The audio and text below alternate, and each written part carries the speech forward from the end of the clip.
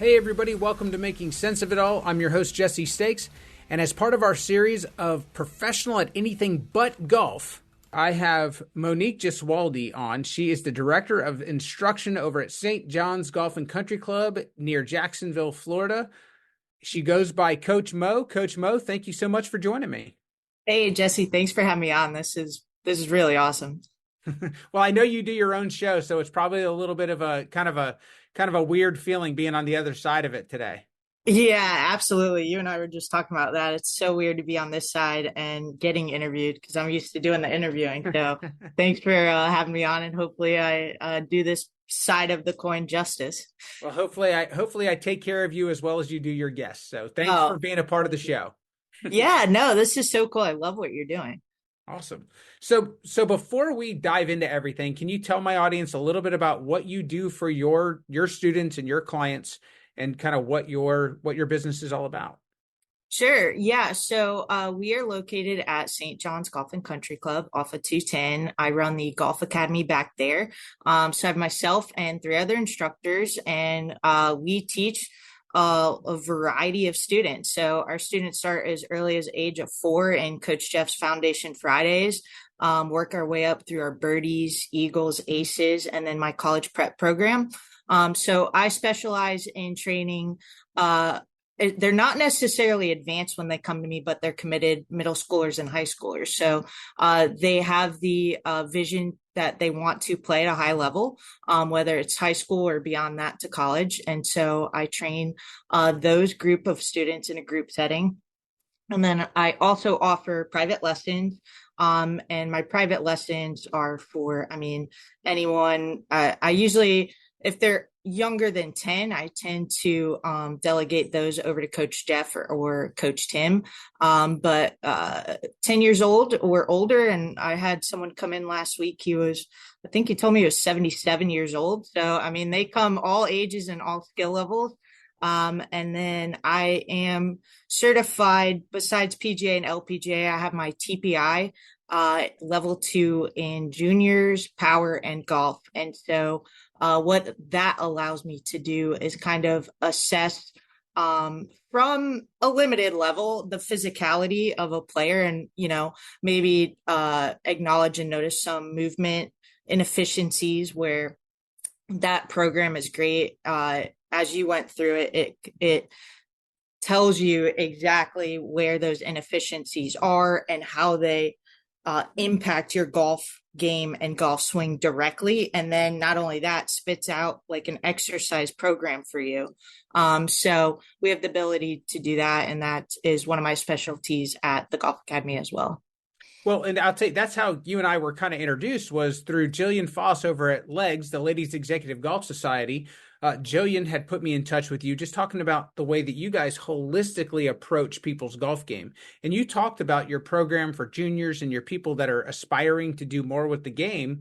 And you really do. You don't just look at their swing. You don't just kind of take that into account. You really are tackling their whole approach to the game, whether it's through their physical golf swing, like you said, the TPI performance aspect of it, as far as their physical abilities with their body, their mental approach, their nutritional approach. You guys are tackling all of it. We're going to jump into all of that stuff because I feel like we should, kind of take it one bite at a time. But I really wanted to, before we even get there, what is it that motivated you to do this for a living? How did you even get started in this?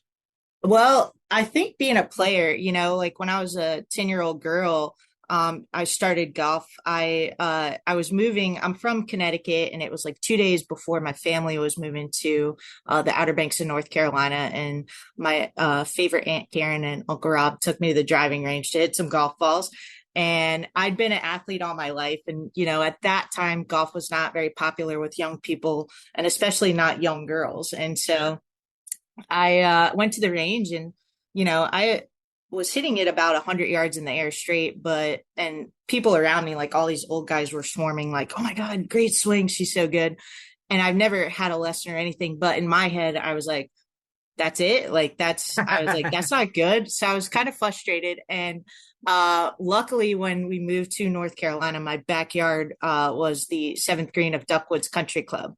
So my whole family, my my mom, stepdad, my sister's not much of a golfer and doesn't like it, but the rest of us grandparents got clubs. And, I just started to work on my game more out of frustration. I didn't want to be poor at it. So every day I would hop on my bike. I got some clubs. I put them on a pull cart, bungee corded them to the back of my bike rack, and I rode to the club every single day until dark. Because back then we didn't have cell phones, and the only way you had to come home, no one was chasing you down, was when it got dark. So I worked diligently on my game. I was very self-driven, very self-motivated. Most of the people around me were telling me to practice less and not practice as much. So I was just kind of had the mission early on that I wanted to play college golf and play at a professional level. And so, fast forward, I did play at Furman on a full ride, and was thinking that was going to be my career, but had a couple of bumps in the road along the way with my health. And so I kind of put the clubs down and away for about 5 years. I didn't really play seriously at all. And then after I survived a couple of health issues, that's when I really got back into it. And I'm like, you know what, this is who I am. This is what I love to do. I've got to figure out a way to do this as my career. Like, I just can't do the 9 to 5 sitting in the office at a desk. It wasn't for me. So I'm like, I got to figure out how to do this. So that's kind of what led me here. And it was just one step at a time. And now I'm at St. John's Golf and Country Club teaching people and getting them into the game of golf. That's really cool. I mean, that's, and it's one of my favorite parts about doing this is hearing people's story and kind of hearing their why. And I think that, you understand what people's why is, you understand their passion behind it. It makes you, it pulls you towards them. It makes you root for them. So I really appreciate you sharing that. We kind of touched on it a little bit, but you really do offer a completely holistic approach to the people who work with you and work in your program. It's not just, let me take a look at your swing. You really do. You completely foundational as far as, the nutritional part of it, the mental part of it, the physical abilities. I know it's a lot, but let's kind of start wherever you want to start. Let's start talking about some of this stuff. Yeah, I think from early on in my instruction, I realized just being an athlete myself, I think that's where it stems from is, as a player, you can work on your swing and your game and this and that, and it still didn't mean you would perform in your competitions. And so if something was going on in your head, or you didn't train right, or you didn't sleep right, or you didn't eat right, that impacts how you performed. And I knew that. And so I was just like, more, the player or the person in front of you, if you want to give them the best chance at success, just working on their technique is not going to do that for them. And so I understand the component of having a team around you. And I also understand my limitations. Like, I'm really solid with the fundamentals of the swing and positions and scoring and like that competitive spirit. I got you. But if you start talking about, the internal and external rotation of your, this or that, I understand what it is, but I it's not my business or my place to go try to talk about that. And I know, and I recognize that. And then, so Dr. Greg, I think he's been amazing. He's TPI certified. He's a performance physical therapist. He moved to the area a few years ago, reached out to me. I started working with him as a client. I was a client of his, and he's been working on me for the past year and a half. And I've noticed tremendous gains in my own body, because as you get older and being a former athlete and kind of all the health issues I'd been through, my body had taken quite a beating, and golf wasn't fun for me because I couldn't move properly. And so just knowing and experiencing the gains I've had as a client of his, I like to spread the word to people I work with, and so started with that. And then Dawn Woodard, she owns Judgment Index. She's our mental performance coach. She's a former Furman Paladin as well. So I got introduced to her via Coach Jeff Hull, who is the head coach of Furman's women's golf. And he's like, hey, I think y'all could kind of help each other with what you do. Right. So I met Dawn and I did her assessment, and I was just blown away by it. And it is one of those assessments, there's the DISC, there's the Myers-Briggs, there's all these out there. It's not a personality test. It's a judgment-based performance test. And so it's based on why and how you make the decisions you do and what drives you. And so that's important for golfers because, with junior athletes, you're watching them and you could be a parent or a coach on the sideline and they pull out a club, they got a 20-mile-an-hour wind in their face over water. And you're like, why didn't you lay up? And you're like, okay, but why did the kid do that? It's not because they're not intelligent or something, but there was something driving them to make that decision. And so Dawn really uncovers that and then has also been amazing in building the team and the relationships around each other. Because working with a lot of juniors, there's a lot of those daddy caddies out there who, they're on the bag at the US Kids and they're telling their kid do this, do that. And so it can cause a little conflict and tension between the kids and the parents, and the moms don't know what to do. So Dawn is really good at like getting that team together on the same page, keeping everyone in their lane, as she calls it. As a dad, you're not the coach, I'm the coach, and then, the player is the player. And so it's just kind of teaching everyone their lane and their role. And she's so good at that.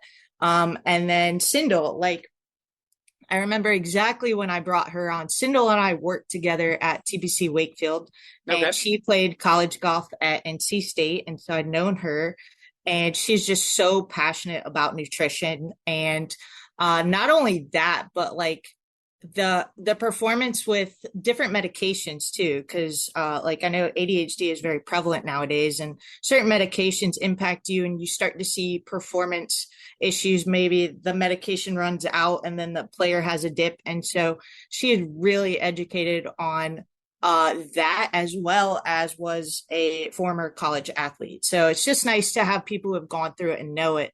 And so she's been a great addition to the team. And one of my college prep players, you get to the point where they're working with me, they're working with a Dawn, they're working with Dr. Greg, and there's something 13th or 14th hole, you see it crash and you're like, okay, well, what's going on? And they're like, oh yeah, I didn't eat my snacks, or I didn't, and so it's just like the kids don't understand that the food and the hydration it's their energy, and their whether it's a lack of understanding or there's no education on it, or they just don't feel like it, there are times they're not feeling themselves properly. And so all we can do as coaches is provide the resources and the education and hope they make the right decisions when they are in these tournament settings or whatever it is. And so Sure. Yeah, I'm talking about tournaments now, but this stuff is just as important to the average golfer. The weekend warrior, they're out there and, they throw a couple drinks back and it's 100 degrees and, they haven't eaten breakfast and they're wondering why hole 12 comes around. They put 3 in the water. It's just like, well, your mental acuity and your focus has taken a huge dip because you haven't eaten. So, Sindel plays a huge role in what we do. The drinks might be a part of that too. Yeah. So it's just, we have this team together, and the players and students use us as needed. It's not that you have to talk or utilize us every day or every week. It's just, get your initial assessments, learn from it, learn about yourself, learn how you can prepare and perform the best. And then, sometimes it's just check-ins. I think sometimes, especially when you're talking about that 30, 40, 50 something year old professional, whether it's man or woman, a lot of the times, to your point, like people don't really understand why they do what they do, and they just think about it as it's my ability level or it's my skill level at the game, and they don't. And a lot of the times I think that there's certain things, if they understand themselves, if they understand, to your point, if you've had a few drinks and you've had, if you're not drinking enough water and all of a sudden you hit a wall and on the back nine, it may have nothing to do with your ability to play the game of golf. And if you understand that, then mentally you don't give yourself as hard of a time for it. And then you don't feel bad about it when you walk away from the golf course, and then you still want to pick up the clubs the next time that you're in the garage or the next time somebody asks you to play. Whereas I think sometimes in my experience, you get people who get frustrated with the game, or who have, who experience, kind of that disconnect between, I think I should be this good, but I'm really only this good. And then they end up walking away from it, or they end up hesitating when somebody asks them to go out and play for work, or they ask them to go out and play, even recreationally, because, there's something that has created frustration. There's something that has made it less fun are less enjoyable to play. So I think, that's one of the biggest things that, like, for that particular audience that I see, where if they can, like, these same things that you necessarily from a competitive junior or from a competitive athlete standpoint, they're still very valid because it helps you understand you and understand kind of why you do what you do, and maybe even kind of understand like what your potential could potentially be or isn't. But it allows you to just create some level of acceptance over kind of the outcome of what you see on the course. Would you agree with that? Yeah, I do, absolutely. And I think kind of like what you're saying is, players come in kind of predetermined in their head of why things are not happening as they've planned. Everyone goes in with this plan on the golf course on what they should shoot and why. And, I think one of the things we try to teach people is, don't go in assuming that you're going to play like this every day or have this plan, but let's really dive into what might be happening. So for instance, last week or the week before it was, I had that older gentleman come in. He was 77 years old, and he came in with his list of why he wasn't playing well. He's like, I am shooting in the mid to high 90s. I'm 77 years old and I should be shooting in the 80s. And you're like, okay, so I'm listening because, part of our job is you've got to really be able to listen and take in what you're hearing and try to figure out where maybe something's not adding up, or there's a step they're missing, or they're so close-minded in what they think the reason is. Maybe you could kind of open their mind to really help them. And so I get out, the dry erase marker, I pull up the board, and I'm just like writing down everything he says so he can see it, like I'm not just hearing it. He's talking and it's going up on the board. And so I'm like, okay, so you shoot in the mid 90s. Okay. You want to shoot 80s. Okay. So we got to drop, we're talking like 12 to 15 strokes. Okay. Let's see how far do you, and he's like, it's my driver. My driver is not going far. Okay. So, all right. How far do you hit your driver? Like 200, 220. Okay. All right. What tees are you playing? Oh, the blue tees. I said, well, how far are those? Like 6,400 yards. Okay. And so how many greens are you hitting? Well, like 4 or 5. And so we start getting the stats and we're like, okay, I can definitely see why it's hard to score. And so then when I threw him on Flight Scope, he was actually hitting his driver 165. So he overshot that by 30 yards or so.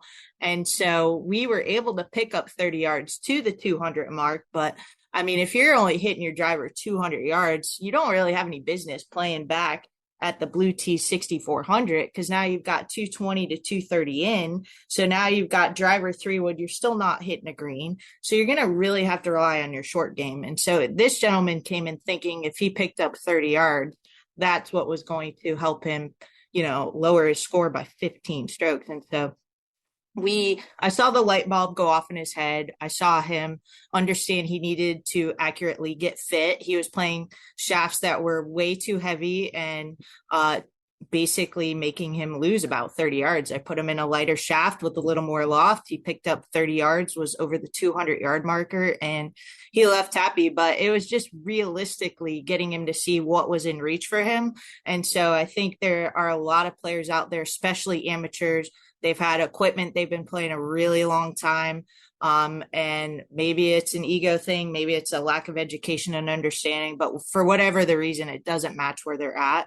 And then their goals and expectations don't accurately match their reality. This gentleman worked full time. I asked him how much he practiced. He said maybe he'd hit some balls every other week. So you want to drop 15 strokes at 77 years old and you don't practice, there's just a lot of things that when you start talking about it and seeing it doesn't match up. So it's just getting the player to really understand where they are accurately at, and then what is a realistic kind of goal to reach and get to.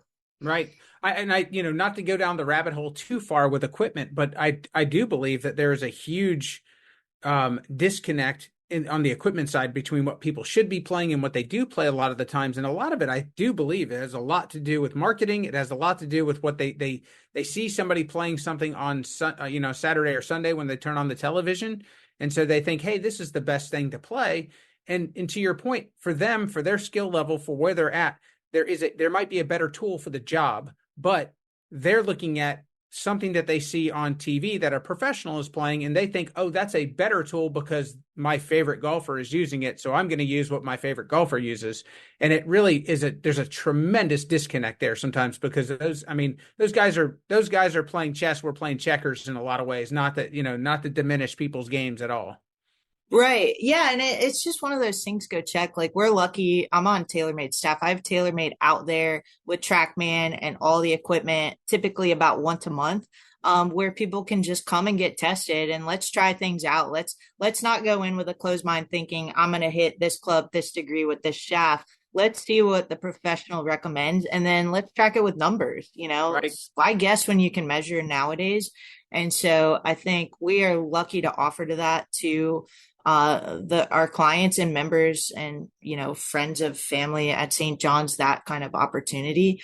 But definitely go check, and there's a lot of great professionals in the Jacksonville network. Like, ask one of them, see if they can get you fit, and see what kind of difference it makes in your game. If you're picking up 20 or 30 yards, that's significant.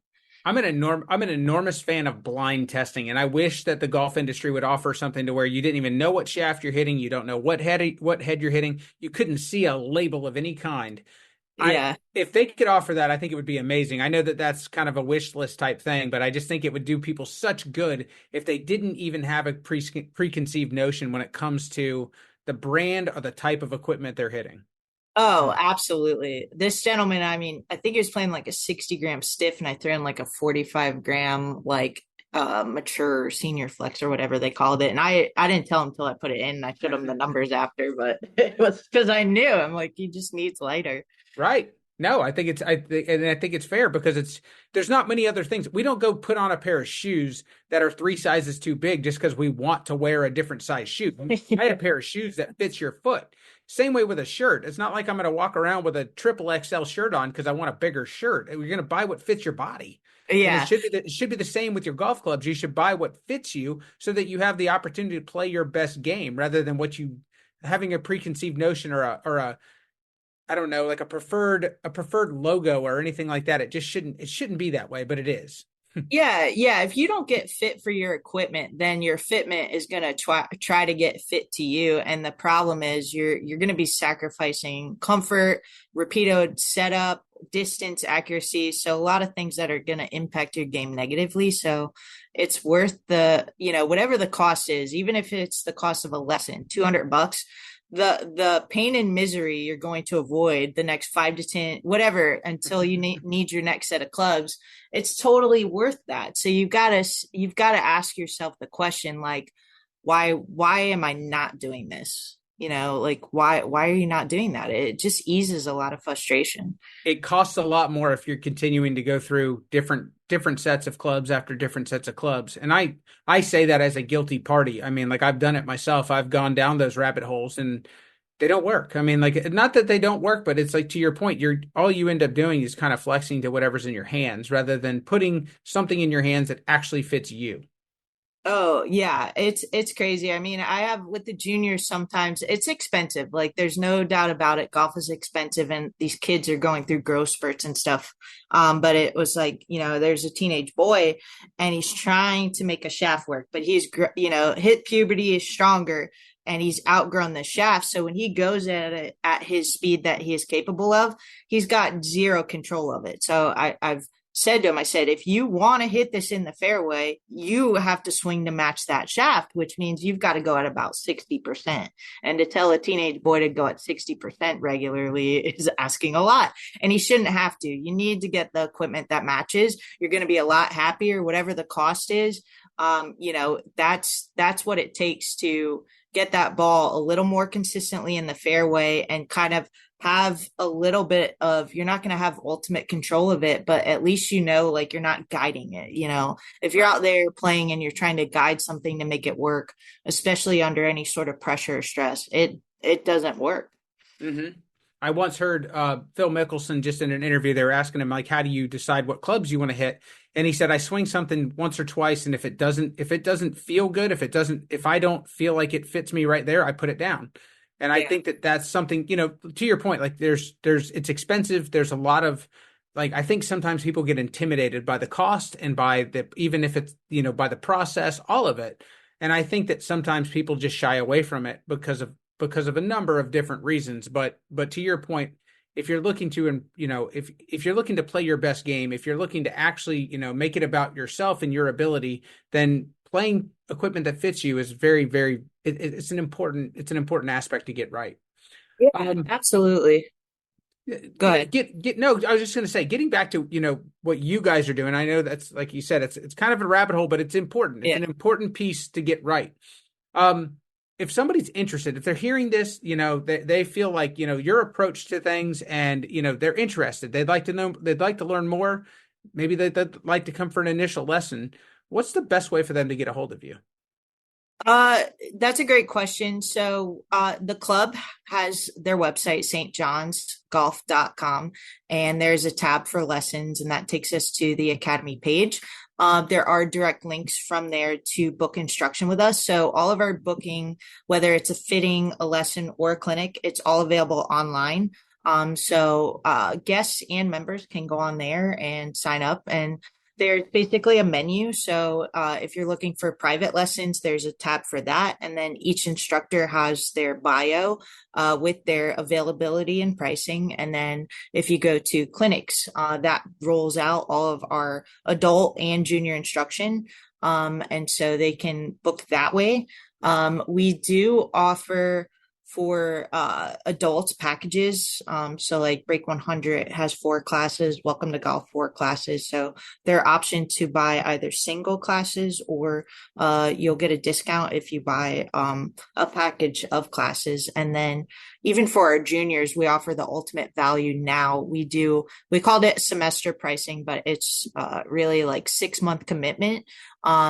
With that, they commit to 6 months of programming, and they also get the student membership at St. John's, which those student memberships are great. These kids can go out and walk and play for free. They get free range balls. They get discounts in the golf shop. So typically, if you're not in our academy, that's a $250 initiation fee plus $125 a month. Okay. And our students who commit to our program, that's all included. So they're saving ultimately over $1,000 in value by committing to our program. Very good. I mean, it's funny because I think people will pay for anything for their kids. A lot of the times they don't, Yeah. like sometimes they shy away from paying for it for themselves, but it's something to where, again, my audience being, working professionals that are, if you're thinking about yourself and not your kids, it's absolutely worth exploring your game. It's absolutely worth it because, if you're going down different rabbit holes, if you're trying different equipment, if you're trying different things all the time, and if you don't have a clear blueprint and a clear map to your own success, I think that's more expensive than anything else in the long run. Yeah, and the way golf's become, it's such a family friendly sport. So no matter what skill level mom and dad are at or the kids, like there's opportunities for everyone to go out and play. And we have classes, family fun classes where mom and dad can come bring the kids. So we recognize that there's a family aspect to it and want to offer that. It's not just elite training. And so I don't know if people hear the word golf academy, and that in itself can scare people away, but we've got the most beginner people you can imagine starting in academy and taking lessons. And then, we've had some really elite players go off and get full rides to college. So we like the variety. We like to not send people away. There's an opportunity for everyone, no matter what age or skill level or your mission is, to get better at golf. I love it. I think it's all like you can be, you don't have to, you're not necessarily all things to all people, but you do offer different options for where you're kind of meeting people where they're at. Yeah, absolutely. And I think, that's with the help of my team. I have, Scott Turner, I have Jeff Rowe, I have Tim Spangler. So each instructor here has their own kind of niche where they're really specialized in or they really enjoy to do. And so I'm lucky because, I understand I can't do it all. And so I have this great staff who they really kind of fill in the gaps, and we're able to offer instruction every day of the week at morning or evening. So at this point, I don't know why people aren't getting help, or at least where we're at. We're trying to offer it all to everyone. Talk to me a little bit about your philosophy when it comes to golf, as far as just your overarching philosophy when it comes to how you teach and just, just the game in general. Yeah, I think honestly it's changed. Being a player and being a really competitive player and athlete, when I first started teaching as a young instructor, like I was trying to get people to play like me and just be super competitive. And I think as you kind of grow up and mature, you understand that that's not the case. Like everybody comes in, and there's some people I teach and they have no aspirations to ever get in a tournament. And I have learned to like accept and be okay with that. But like back in the day, I'd be like, well, why? Like like you could be good and you see the vision for everyone and you see their potential. And so it's really just talking to the person and the student in front of you and understanding what their why is. Why are they there? And it doesn't matter what I like to teach or how I like to teach it. My job is to help that person to the best of my abilities. And within that, then they enjoy the game and they'll stick with it. So I think it's just so individualized. And I think part of my instruction is not, this is my philosophy, this is how I do things with everyone, but it's just like, let me meet you, let me talk to you, let me Yeah. interview you, like let me understand what you're about and what you need and want, and then let me create a plan to help you. I think that's awesome. Before we wrap up, I wanted to also plug your podcast. You do a podcast that is specifically focused on the game of golf. Tell my audience a little bit about your podcast. Tell them where they can find it. Sure. So my podcast is called the Coach Mo Golf Show, and it's on Apple and Spotify and Google and all the major podcast platforms. And I have 2 seasons under my belt, starting my third coming up here. And I interview a guest every week on the show, and it can range from a college coach to a high level college player to someone in the business. And it's just about getting information out there to people who are involved with golf to some capacity. Maybe they're a junior player, maybe they're a parent, maybe they're a golf coach or instructor in the industry, or maybe they're just a fan of golf.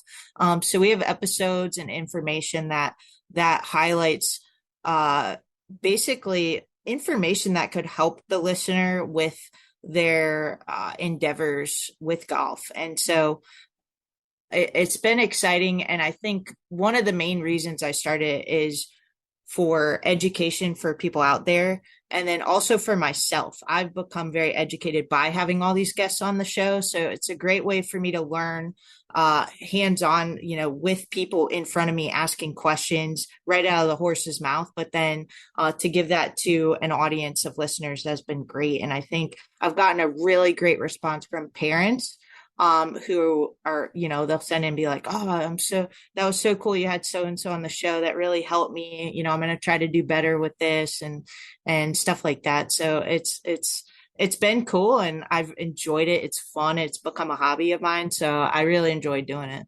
No, that's awesome. And I've had the opportunity to listen to several of the shows. They're entertaining. Like you said, they're educational as well. They give you somebody else's perspective. And I think that there's a lot of people out there that kind of, they talk about the professional game and they'll talk about, what's going on Saturday and Sunday and tournaments and things like that. And so there's an entertainment value to it.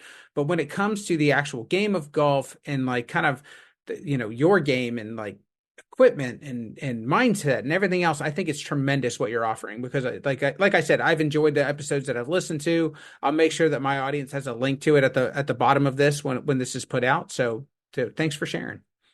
Thanks, Jesse. It's definitely been cool, and it's a way, as a coach, sometimes I start to understand what parents feel. Like you start saying the same thing over and over again to your students, and sometimes you just need someone else to say it. And so it's been awesome having these really successful either professionals or coaches or players saying things, and then having my students and other students out there being like, "Oh, so and so said this," and I'm like, I know, haven't we told you that like 500 times? So, Right. but yeah, no, it's been awesome. So thanks for that, and I look forward to listening to more of your episodes too. I think this is amazing. Just your ability to kind of get information out there, but to the everyday average person, and I think that's not something a lot of podcasts hit into. Everybody's interviewing a top professional or top player, and it's just like, well, what about the regular kind of people, the average person. How can they get help or benefit from this? So I really like what you're doing too. Well, I appreciate you saying that. I appreciate you recognizing it because that's kind of how this whole thing started was there's a lot of people that do a lot of things to make a living and most of them we don't see on a regular daily basis. And I think that if people realized all the different options and all the different things that are out there, then it allows people to know that, there's potentially something that they may be interested in. So thanks Yeah. for saying that. And I thank you very much for being a guest today. I hope that we can have you back to talk about different and varied topics as we're going through this journey with, basically people who are professional at anything but golf. So thanks again. Thank you for being a part of it. And I look forward to talking with you again soon. Yeah, thanks, Jesse. I've had a blast. So whenever you want me back on, just give me a call and I'll be here. You said it. Just remember that next when I'm calling you a week from now. You got it.